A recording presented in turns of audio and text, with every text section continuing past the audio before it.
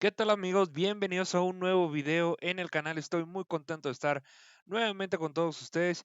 Señores, si esto no es corrupción, si en esto no es conflicto de intereses, si esto no es intentos de obstaculizar la verdad usando el poder, entonces, de verdad, y les pido de corazón, explíquenmelo. Así es, señores, vamos a ver cómo es Johnson, pues digamos, un gran detractor de los demócratas, del gobierno de México, del expresidente de México, pues digamos, no quiere que se sepa la verdad y mucho menos quiere dar compartir cierto poder. Así que si ustedes no entendieron absolutamente nada de esto, lo van a entender ahora. Así que bueno, quédense porque va a estar muy bueno el video, así que adelante con las imágenes. Forcing Speaker Johnson's hand on the Epstein investigation. In a major escalation tonight, the Attorney General of Arizona and Congresswoman-elect Adelita Grijalva of Arizona are suing Mike Johnson, and they're suing him because Grijalva has not been sworn in. So what does all this have to do with Jeffrey Epstein? Because it does at its heart.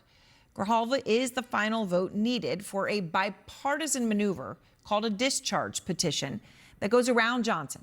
Because he does not want a vote to release the full Epstein files. This would go around him, get that vote to release the files. Grijalva was elected in Arizona 28 days ago, a whole month. And Johnson has, in that time, used every excuse not to swear her in. Look, we'll schedule it, I guess, as soon as she wants. It has nothing to do with... As soon as the Democrats vote to reopen the government. She deserves to have all the pomp and circumstance that everybody else does. Have her family and friends in the balcony. But, so if she flies in her family, would you guys do it? All of us, she'll get the full bells and whistles. It hasn't been scheduled because we don't schedule things for pro forma. And when Grijalva called Johnson out on not swearing her in, and doing it, she says, to protect Jeffrey Epstein and his high-powered clients, Johnson had this to say. Bless her heart, she's a representative-elect. She doesn't know how it works around here. Well, putting the condescension aside, she does know she's supposed to be sworn in. That, of course, is democracy 101, right? You get elected by the people of your state and you get sworn in. That's democracy. And tonight, the Arizona Attorney General, Chris Mays, whom I'll be speaking to in just a moment, writes, and I quote in this lawsuit, Speaker Johnson has not identified any valid reason for refusing to promptly seat Ms. Grijalva. Instead, on information and belief, Speaker Johnson wishes to delay seating Ms. Grijalva to prevent her from signing a discharge position that would force a vote on the release of the Epstein files. And just a few moments ago, Johnson just responded. I think it's patently absurd. We run the House. She has no jurisdiction. We're following the precedent. She's looking for national publicity. Apparently she's gotten some of it, but good luck with that. Johnson on defense, and it is not just because of this specific lawsuit that was just filed. It is actually because Republicans, members of his own party in the House, are speaking out because many of them want the Epstein files released now, and they know that Grijalva's vote is the key to that. It baffles me. To me, this is the easiest one to do. This is standing up for women and children who are raped, who are victims of sex trafficking. And this is for victims that are facing horrible consequences right now due to abuse. And I can't understand why this has been seemingly the biggest fight in Washington, D.C. It certainly shouldn't be. She's completely right about that. It all comes on the same day the memoir of the most high-profile Epstein accuser, Virginia Giuffre, was published. Giuffre died by suicide after the decades of suffering she endured. She died earlier this year. But before she took her own life, she documented the unimaginable abuse that she suffered because of Jeffrey Epstein and his accomplice, Ghislaine Maxwell, who, of course, is convicted. Abuse that Virginia writes from, quote, came from a multitude of powerful men. Among them were a gubernatorial candidate who was soon to win election in a Western state and a former U.S. senator. Since Epstein usually neglected to introduce me to these men by name or introduce them at all, I would only learn who some of them were years later when I studied photographs of Epstein's associates and recognized the faces of those I was forced to have sex with. Giuffre even documents her abuse from a prime minister. In that case, she writes that he, quote, wasn't interested in caresses, he wanted violence. He repeatedly choked me until I lost consciousness and took pleasure in seeing me in fear for my life. Horrifically, the prime minister laughed when he hurt me and got more aroused when I begged him to stop. I mean, this is despicable stuff. It's pretty awful to have to sit here and even read sentences like that. Never mind to imagine there's a person who wrote them because they happened to her. Because not one of those men has been held accountable, not one. And many of them right now, as we speak, are in circles of high society. Their friends might even see this. Their friends might even suspect or know, but they're just continuing along in high society. And that is wrong. And they must face accountability. Releasing the Epstein files, it should not be one of the biggest fights in Washington. Marjorie Taylor Greene is right about that. And perhaps Johnson is starting to feel the pressure because earlier today he was on the defense about the Epstein vote, saying to Politico, quote, the bipartisan House Oversight Committee is already accomplishing what the discharge petition, the gambit, sought and much more. It's important to just get to the bottom of this, though, when that is said, if that argument is made, to point out that that is false. Because the Oversight Committee, they are doing work, but they are releasing documents that are only a fraction of what exist.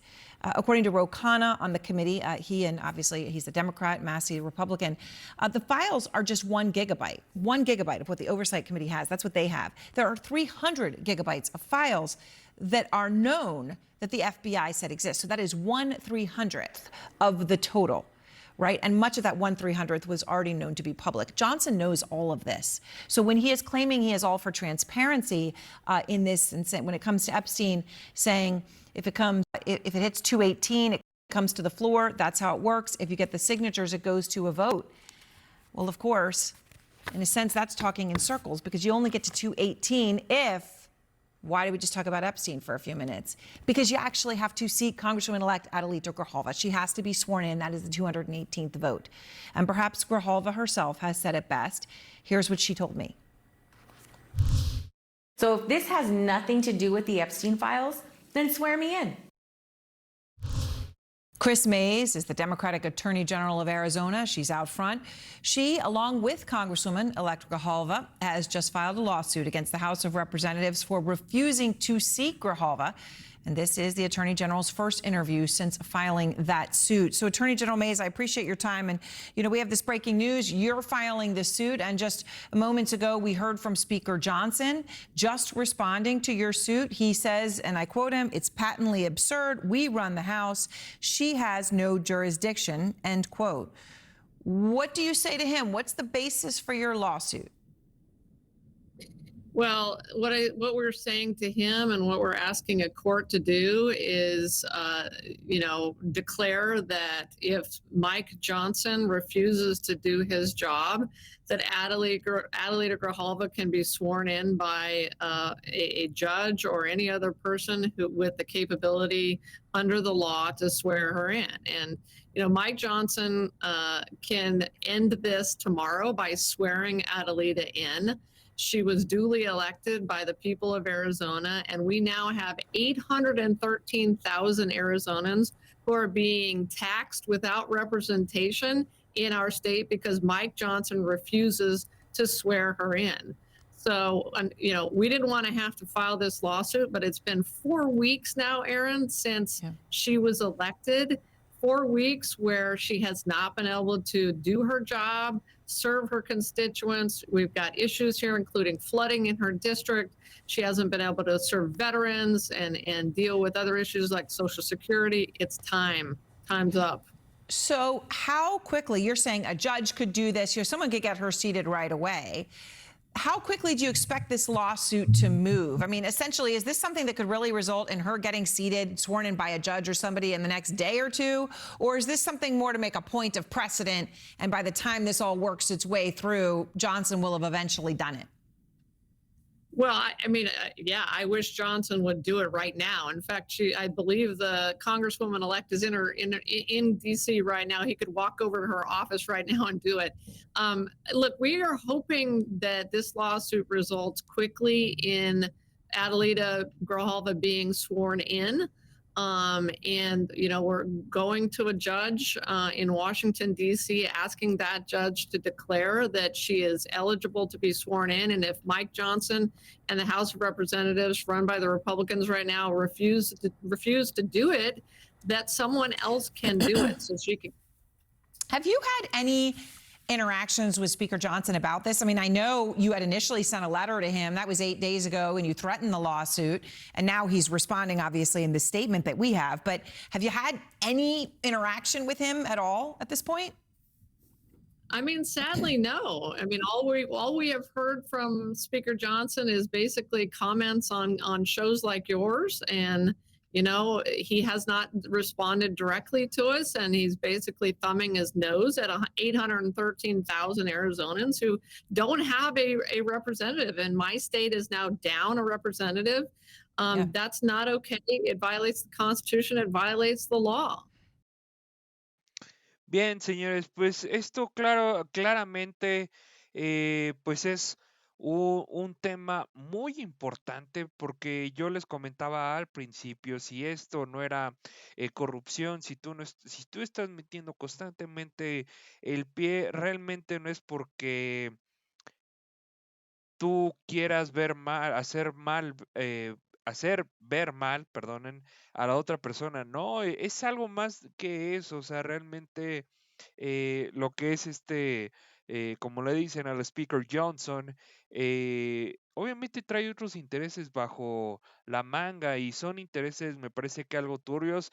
Algo que él ha estado comentando con el tiempo es de que parece que el Partido Republicano se está fragmentando, al menos parece que hay que se están formando ciertas facciones dentro del Partido Republicano y vemos como Mike Johnson, la verdad es de que tiene tan normalizado estar mintiéndole a la gente, es algo que ya es parte de él, por eso ya no literalmente pues no tiene mucho, digamos, vergüenza, por decirlo de alguna manera, al decir ciertas cosas en televisión nacional, en cadena nacional. ¿Y qué es lo que dice sobre Adela o Adelita Grijalva, que es el voto que falta para todo esto? Él simplemente dice, Mike Johnson, que pues ella está buscando literalmente pues publicidad gratis nacional. Así las cosas dentro de la política de los Estados Unidos. Pero bueno, señores, hasta aquí el video. Me encantó estar nuevamente con todos ustedes. ¿Qué opinan al respecto? La verdad, una vergüenza total todo este tema que ha estado sucediendo, pero pues no se puede tapar el sol con un solo dedo. Y bueno, la verdad me encantaría saber sus opiniones. Pero bueno, señores, les mando un abrazo. Nos vemos mañana con más contenido. Bye bye.